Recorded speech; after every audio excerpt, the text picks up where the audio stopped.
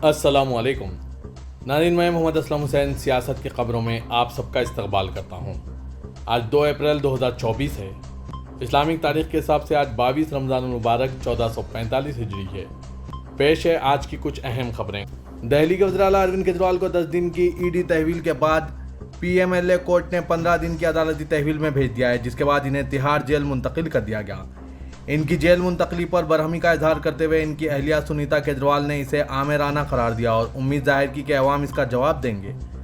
बहरहाल अदालत में सुनवाई के दौरान जब ईडी ने दावा किया कि पूछगछ में अरविंद केजरीवाल ने अपने 2 वज़रा आतिशी और सौरभ भारद्वाज का नाम लिया है, तो ये क़यासाराई तेज़ हो गई है कि क्या अगला नंबर इन दोनों का हो सकता है।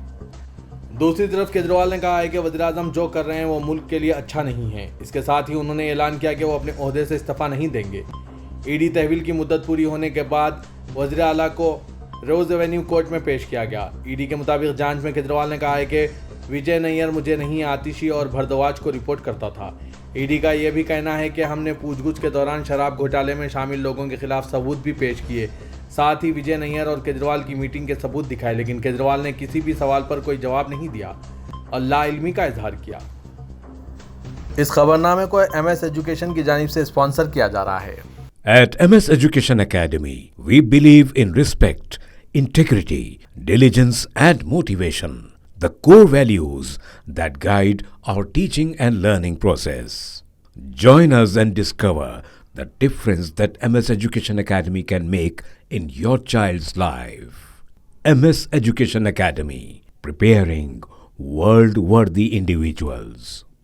तिहाड़ जेल का नाम सुनते ही जहन में एक तस्वीर उभरती है, जिसके चारों तरफ ऊंची ऊंची दीवारें, खारदार तारे और हर तरफ पुलिस एहलकार मौजूद होते हैं, जहां कोई जाना नहीं चाहता। ये वो जेल है जहां मुल्क के बहुत से मुंतकिब और खौफनाक मुजरिम रहते हैं। अब अरविंद केजरीवाल इस तिहाड़ की जेल नंबर 2 की बैरक में बंद हैं। केजरीवाल को शराब घोटाला केस में 15 दिन की अदालती हिरासत में तिहाड़ जेल भेज दिया गया। पीर यकूम अप्रैल 2024 को शाम 4:15 बजे अरविंद केजरीवाल तिहाड़ में दाखिल हुए। इसके साथ ही अरविंद केजरीवाल का 15 अप्रैल तक का नया पता तिहाड़ जेल नंबर 2 बन गया है। कुछ दिन पहले तक आम आदमी पार्टी के रहनुमा संजय सिंह तिहाड़ जेल के बैरक नंबर 2 में बंद थे, जिसमें अरविंद केजरीवाल को रखा गया है, लेकिन फिर इन्हें जेल नंबर 5 में मुंतकिल कर दिया गया। मनीष सिसोदिया को जेल नंबर 1 में रखा गया है। इसके अलावा इसी केस की चौथी मुलजिम कविता को लेडी जेल नंबर 6 में रखा गया है। इस केस का एक और मुलजिम विजय नैयर जेल नंबर 4 में बंद है। उधर मनी लॉन्ड्रिंग केस में गिरफ्तार दिल्ली के साबिक वजीर सुतेंद्र जैन को तिहाड़ जेल की जेल नंबर 7 में रखा गया है। ज़राए के मुताबिक दिल्ली के वज़ीर आला अरविंद केजरीवाल ने पीर की शाम जेल में घर का पका हुआ खाना खाया। वो हफ्ते में 2 वीडियो कॉल कर सकते हैं। केजरीवाल हर रोज 5 मिनट की आम कॉल कर सकते हैं। ये कॉल को जेल हुक्काम रिकॉर्ड करेंगे। वो अपने घर वालों से या इन लोगों से जिनका नाम जेल में रजिस्टर्ड दर्ज है, हर रोज आम कॉल पर 5 मिनट तक बात कर सकते हैं। कांग्रेस ने वज़ीर-ए-आज़म नरेंद्र मोदी पर साबिक नायब वज़ीर आला लाल कृष्ण एडवाणी को भारत रत्न से नवाजे जाने के मौके पर सदर द्रौपदी मुर्मू की तौहीन का इल्जाम आयद किया। कांग्रेस के गैर मुनज़्ज़म वर्कर्स एंड एम्प्लॉयज़ ऑर्गेनाइजेशन के चेयरमैन डॉक्टर उदित राज ने पार्टी हेडक्वार्टर्स में एक प्रेस कॉन्फ्रेंस में कहा कि एडवाणी को भारत रत्न देते वक्त जब मुर्मू खड़ी थी तो मोदी बादशाह की तरह बैठे हुए थे। उन्होंने इसे सदर जमहूरिया की तौहीन करार दिया और कहा कि इससे कबल वो साबिक सदर रामनाथ कोविंद की भी इसी तरह तौहीन कर चुके हैं। वाज़ेह के लाल कृष्ण एडवाणी को भारत रत्न से नवाजे जाने के मौके पर सदर द्रौपदी मुर्मू खड़ी थी और वज़ीर-ए-आज़म नरेंद्र मोदी कुर्सी पर बैठे हुए थे। इन्हें भी चाहिए था कि सदर जमहूरिया के साथ खड़े रहते, क्योंकि लाल कृष्ण एडवाणी खड़े नहीं हो सकते थे, इसीलिए वो कुर्सी पर ही बैठे थे। लेकिन हमारे वज़ीर-ए-आज़म तो खड़े हो सकते थे, लेकिन फिर भी उन्होंने खड़े होकर सदर जमहूरिया को इज्जत से नवाजने के बजाय इनकी तौहीन करते देखे गए। नाज़रीन, इस पर आपकी क्या राय है? कमेंट के जरिए ज़रूर बताइएगा। क्या वज़ीर-ए-आज़म को उठ खड़े होना चाहिए था या नहीं? एक के बाद दीगर इनकम टैक्स के नोटिस से परेशान कांग्रेस पार्टी को इसके खिलाफ सुप्रीम कोर्ट से रुजू करने के बाद बड़ी राहत मिली है। अदालत में सवालात के घेरे में आने के बाद महकमा इनकम टैक्स ने अपने मौक़िफ़ को तब्दील कर लिया और यकीन दहानी कराई है कि 24 जून तक यानी आम इंतखाबात के मुकम्मिल होने तक वो कांग्रेस के खिलाफ इस मामले में कोई कार्रवाई नहीं करेगा। वाज़ेह के गुज़श्ता चंद दिनों में एक के बाद दीगर कई नोटिस भेजकर इनकम टैक्स महकमे ने कांग्रेस से मजमूई तौर पर 3,567 करोड़ रुपए की अदायगी का मुतालबा किया है। इसके अलावा वो पार्टी के खातों से पहले 135 करोड़ निकाल चुका है। कांग्रेस ने सुप्रीम कोर्ट में इसे भी चैलेंज किया है।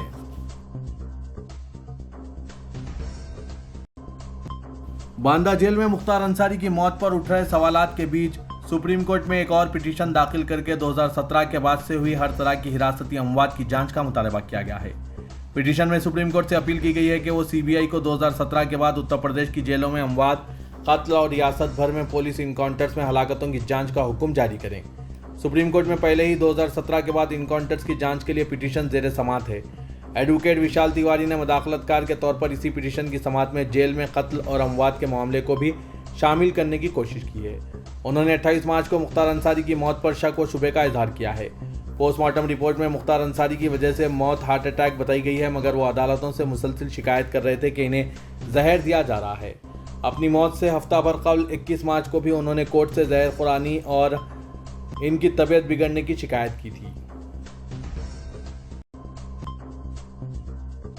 2019 के लोकसभा इलेक्शन में जब पुलवामा सानेहा का सहारा लेकर हिंदी बेल्ट में बीजेपी ने अपनी लहर पैदा करने में कामयाबी हासिल कर ली थी, तब भी गाजीपुर पार्लिमानी हलके में इसके सिटिंग रुकने पार्लियामेंट और मरकजी वजीर मनोज सिन्हा को ऐसी शिकस्त का सामना करना पड़ा कि पार्टी और खुद मनोज सिन्हा के दांत तब तक खट्टे हैं।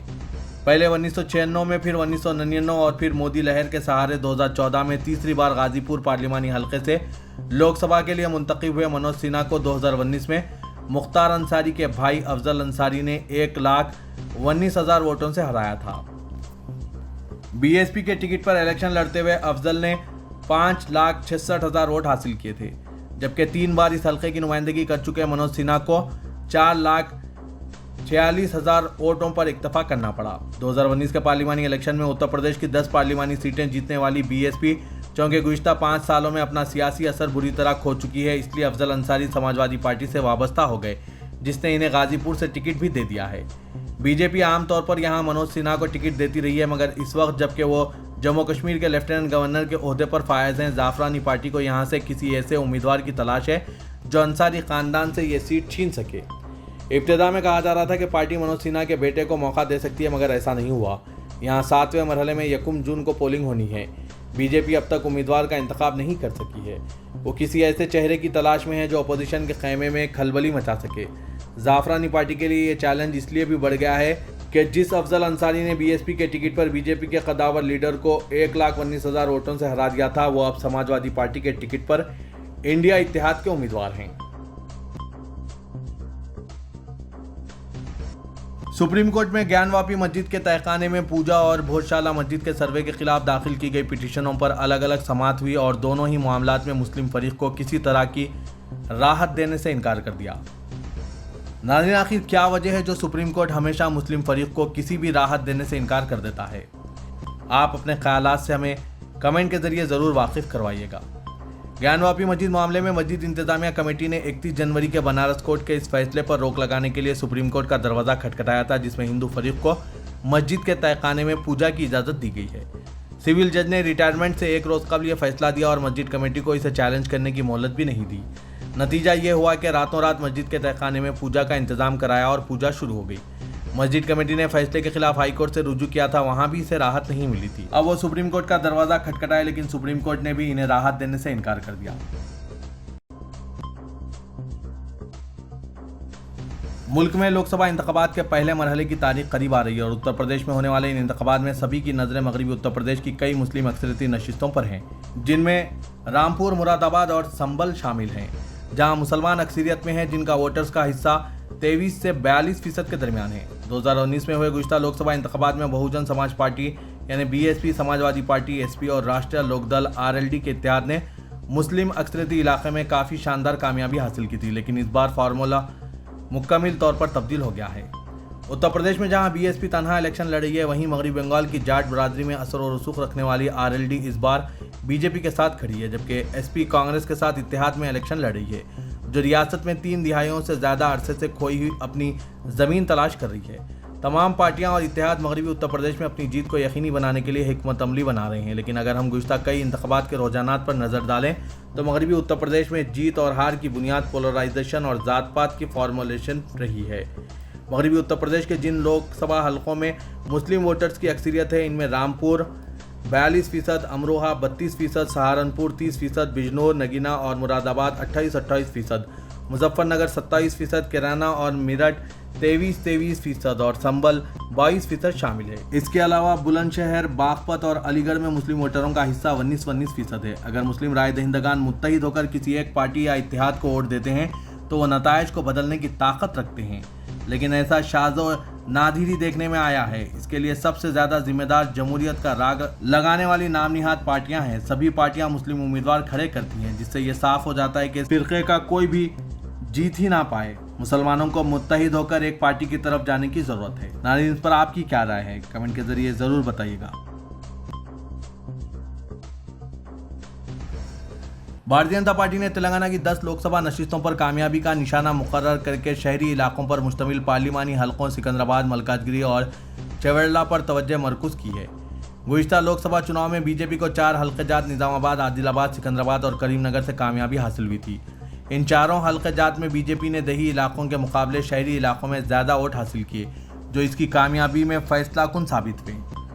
भारतीय जनता पार्टी ने तेलंगाना में शहरी इलाकों में हिंदुत्व एजेंडे को फरोग देकर वोट बैंक को मजबूत करने की कोशिश की है। ग्रेटर हैदराबाद हुदूद में शामिल चारों लोकसभा हल्क़े-जात में पार्टी ने मजबूत उम्मीदवारों को मैदान में उतारा है। बीजेपी को कामयाबी की उम्मीद इसलिए भी है कि इन हल्क़े-जात में बीआरएस का मौक़िफ़ कमज़ोर हुआ है। असेंबली चुनाव में ग्रेटर हैदराबाद की 26 असेंबली नशिस्तों में कांग्रेस का मुजाहरा मायूसकुन रहा था। कांग्रेस को एक भी नशिस्त पर कामयाबी नहीं मिली थी। बीजेपी चाहती है कि बीआरएस के वोट बैंक को हिंदुत्व एजेंडे की तरफ राग़िब किया जाए, जिसके लिए नरेंद्र मोदी की मुवाफिक हिंदू पॉलिसियों की तशहीर की जा रही है। असेंबली चुनाव में कमज़ोर मुजाहरे के बावजूद कांग्रेस सिकंदराबाद, चवेरला और मलकाजगिरी में कामयाबी के लिए अपनी तमाम तर तौनाइयाँ सर्फ कर रही है, लेकिन मुस्लिम अक़लियत की तायीद के बगैर कांग्रेस को निशाने की तकमील आसान नहीं रहेगी। बीजेपी ने चवेरला से कोंडा विश्वेश्वर रेड्डी, मलकाजगिरी से इटला राजेंद्र और सिकंदराबाद से मरकजी वजीर किशन रेड्डी को उम्मीदवार बनाया है।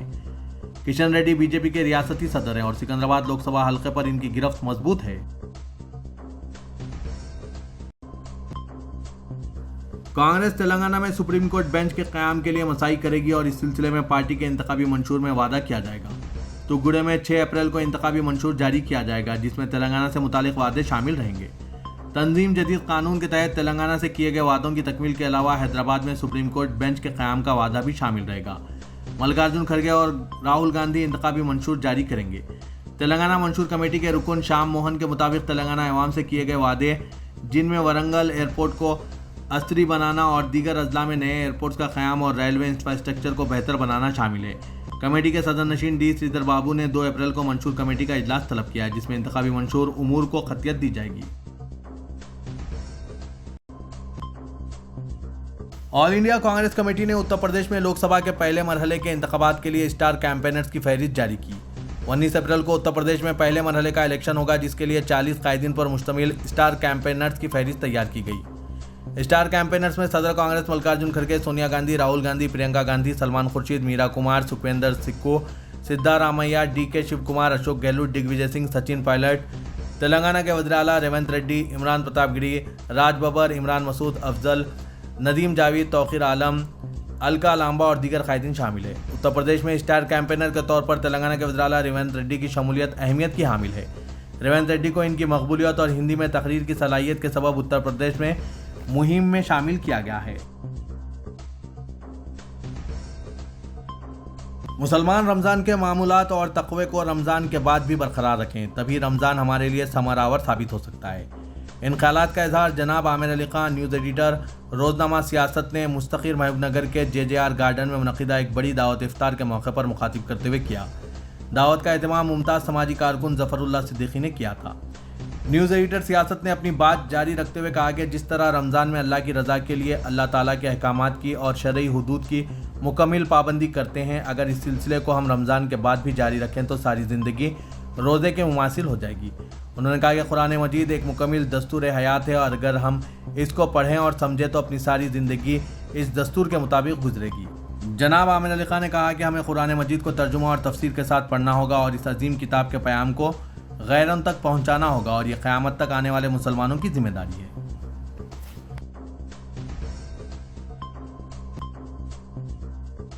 हैदराबाद मेट्रोपॉलिटन डेवलपमेंट अथॉरिटी ने कंटोनमेंट स्काईवे अंडरपास के मंसूबे में तब्दीली की है। पैराडाइज सर्कल था सुचित्रा जंक्शन स्काईवे के तहत 6 लाइन पर मबनी अंडरपास बेगमपेट एयरपोर्ट से होकर गुजरेगा। इब्तदाई मंसूबे में इसे ताड़बंद जंक्शन से गुजारने की तजवीज़ थी। वजारत दिफा की जानिब से मुजवज़ा अंडरपास के लिए डिफेंस अराजी की मंजूरी के बाद ये तब्दीली की गई। हैदराबाद मेट्रोपॉलिटन डेवलपमेंट अथॉरिटी ने ब्लूप्रिंट में तब्दीली की है। बताया जा रहा है कि चीफ मिनिस्टर रेवंत रेड्डी को ब्लूप्रिंट की तब्दीली से वाकिफ कराते हुए जो वजूहात बयान की गई। अहदेदारों का कहना है कि इलाके में अंडरपास के लिए साबिक़ मंसूबे में कई रुकावटें की, जबकि नए मंसूबे के तहत किसी तरह के ट्रैफिक जाम के बगैर स्काईवे अंडरपास मुकम्मल किया जा सकता है। नए मंसूबे के मुताबिक अंडरपास बेगमपेट एयरपोर्ट से गुजरेगा। बाबू जगजीवन राम के मुजस्मे से शुरू होकर बोयनपल्ली जंक्शन पर इख्तिताम अमल में आएगा। अहदेदारों का कहना है कि स्काईवे अंडरपास से बेगमपेट एयरपोर्ट के रनवे पर कोई असर नहीं पड़ेगा। इस सिलसिले में बेगमपेट एयरपोर्ट अथॉरिटी को वाकिफ कराया गया है।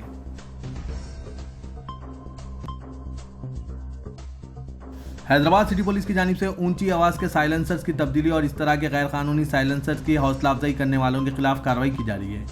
कमिश्नर पुलिस हैदराबाद के श्रीनिवास रेड्डी की हिदायत पर खुसूसी मुहिम शहर के शुमाली इलाके में अंजाम दी गई। खुसूसी मुहिम के दौरान 1910 मुकदमा दर्ज करते हुए 1000 साइलेंसर्स जब्त कर लिए गए। इन साइलेंसर्स को तल्फ कर दिया गया। पुलिस के मुताबिक मोटरसाइकिलों पर ऊंची आवाज़ के साइलेंसर्स नस्ब करने से सिर्फ ट्रैफिक कायदे की खिलाफ वर्जी होती है, बल्कि इससे सूती आलूदगी भी पैदा होती है।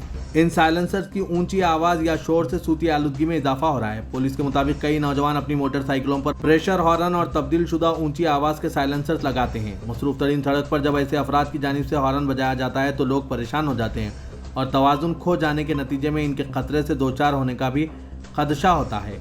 पुलिस के मुताबिक सूती आलूदगी की वजह से सेहत के मसाइल पैदा होते हैं और ये कल्ब पर हमले का सबब भी बन सकता है। सदर कुल हिंद मजलिस इत्तेहादुल मुस्लिमीन और रुकन पार्लियामेंट हैदराबाद असदुद्दीन ओवैसी ने सुप्रीम कोर्ट की जानिब से ज्ञानवापी मस्जिद के तहखाने में पूजा की इजाज़त पर रोक लगाने पर हुक्म इल्तवा जारी करने से इनकार करने पर कहा कि अदालत को इनकी अपनी नज़ीर याद दिलाने पर मजबूर हैं, क्योंकि इबादत गाहों का एक्ट हिंदुस्तानी आइन के तहत सेकुलरिज्म के लिए हमारी वाबस्तगी को मजबूत करके इसे नाफिज करने के लिए बावकार जिम्मेदारी आयद करता है। असदुद्दीन ओवैसी ने कहा कि अदम इन्हतात इन्हीं बुनियादी आइन उसूलों की एक अहम खुसूसियत है, सेकुलरिज्म जिसका बुनियादी जुज़ है। सदर मजलिस ने कहा कि इबादत गाहों का एक्ट हमारे जमहूरी इक़दार का लाजमी जुज़ है। ये ऐसी कानून साजी है जो वापस नहीं ली जा सकती। असदुद्दीन ओवैसी सदर मजलिस ने सुप्रीम कोर्ट की जानिब से ज्ञानवापी मस्जिद के तहखाने में पूजा पर रोक लगाने से इनकार करने पर सोशल मीडिया प्लेटफॉर्म एक्स पर अपने एक पोस्ट में यह बात बताई। असदुद्दीन ओवैसी ने इसी दौरान लखनऊ से वापसी के दौरान सहाफ़ियों से बातचीत करते हुए मुख्तार अंसारी की अदलिया की तहवील में मौत पर बात करते हुए कहा कि यह वाक़या एक बुरा वाक़या है जिसकी रियासती हुकूमत जिम्मेदार है, इसलिए उन्होंने मुख्तार अंसारी के घर वालों से इजहार रंज व गम करते हुए इन्हें पुरसा दिया है।